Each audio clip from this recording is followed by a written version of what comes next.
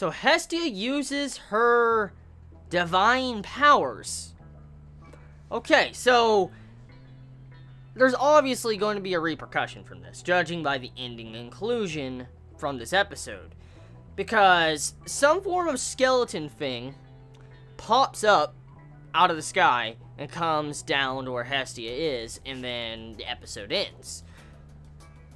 I'm assuming since Hestia used her divine power, something bad happened. Now, I was under the impression, you know, the gods, like Hestia and stuff, couldn't really use their powers in the dungeon. Like, I didn't think they could actually activate them. And to see how she activated them, oh shit. So, okay. Let's just talk about this episode. So, obviously, the first half of the episode of Dungeon Girl, a lot of fan service, like straight up a lot of fan service, a lot of boobies, a lot of asses. I mean, just straight up just a lot of fan service in the first half of the episode. I mean, all of our female characters get to show some skin in this episode. I mean, you get to see Hestia to Eyes. I mean, you get to see Lily. I mean, you get to see every fucking character that's a female in this series in the bath. And, you know, Belle falls in and gets to look at all of them. So, I mean, the first half of the episode, it's just, you know, fan service. And personally, there's not really much to really talk about when it comes to the first half of the episode, besides some certain setup scenes that led to the ending conclusion of this episode.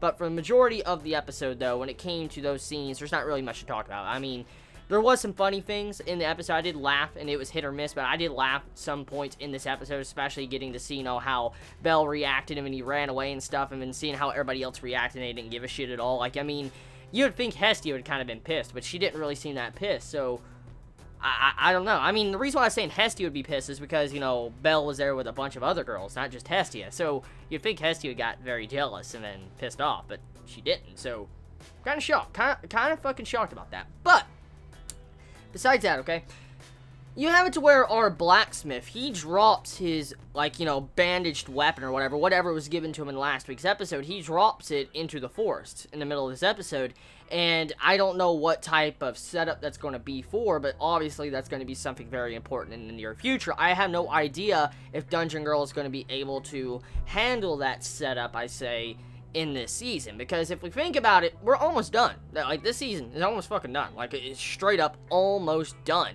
And so, what is going to happen? I mean, is that going to be answered in, you know, next week's episode? I mean, are we going to get answers on that? Or is it just going to be, you know, stopped right there and we're going to have to wait for season 2? Judging by the mass popularity of Dungeon Girl that's been, you know, soaring in Japan, on Anime News Network, on here, everywhere on the internet right now, I truly believe that Dungeon Girl is probably going to get a season 2, because there's a lot of popularity. I mean, Hestia alone is probably being able to sell this series just because of all that fucking fan art. So, I'm willing to bet we're going to get a season 2. I'm just curious, though, will that little setup, especially with, you know, like that bandaged weapon or whatever it was inside of that, fell into the forest, is that going to be answered?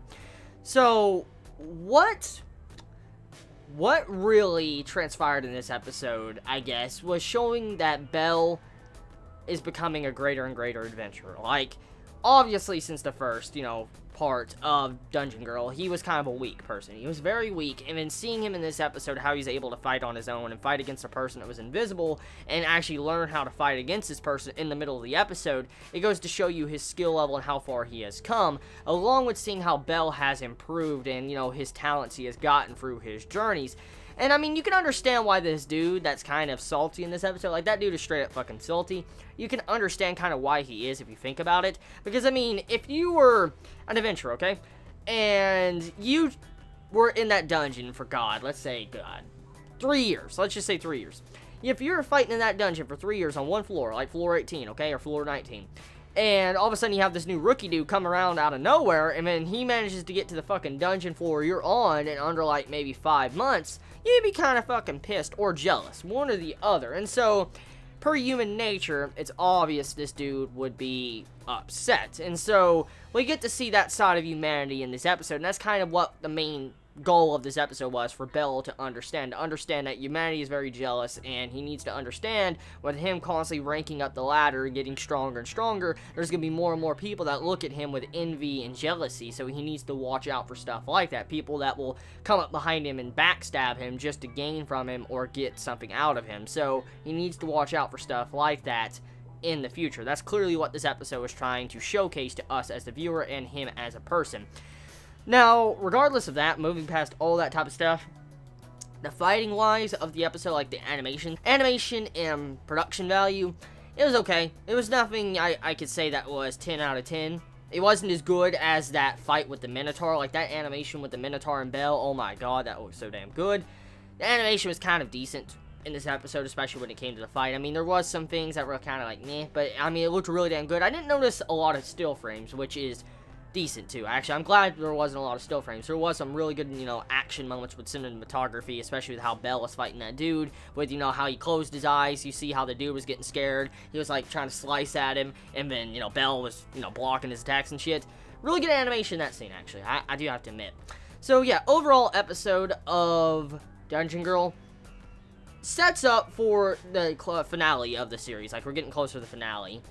You gotta wonder what that is. Is that, like, death? Is that someone, like, God or something that's coming down to punish Usaestia for what she did? I mean, or is that the boss up the floor above coming down to fight?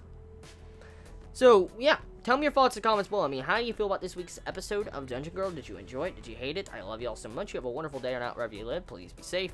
Chibi out.